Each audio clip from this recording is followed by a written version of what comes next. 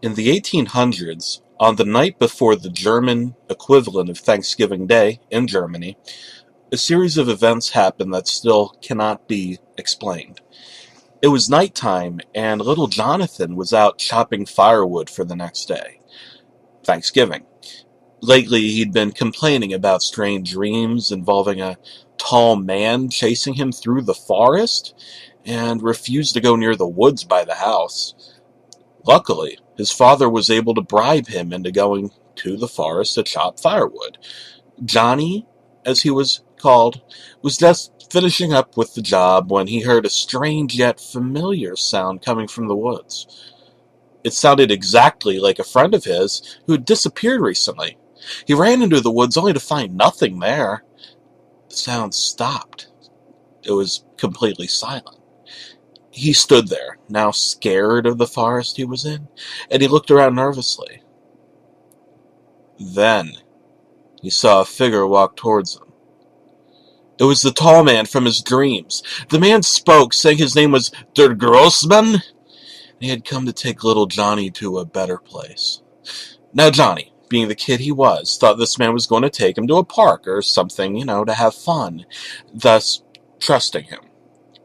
The man began to walk, and Johnny happily followed him. Eventually, they came upon a small clearing with rocks stained by a substance that looked like blood. The tall man then sat down on a rock, beckoning Johnny to come to him. Johnny came, sat down by the man, which he now saw was abnormally pale and thin. It was then that he noticed the sack this tall man was carrying. Johnny, curiously, asked what was in it. The tall man opened the bag, and out came the dead body of Johnny's missing friend, bloody and beaten, with bite marks on him. The blood spelled out the German equivalent to Happy Thanksgiving. Little Johnny was terrified and tried to run away, but the man was too quick. He grabbed Johnny and sat him down. He then turned to the boy, revealing a horribly disfigured face with flesh between his teeth and blood trickling down his mouth. The man had no nose, two large, soulless black eyes, and a mouth with unusually large teeth. He then spoke to Johnny in a quiet voice. "Shh, just lay back and relax. This will all be over soon."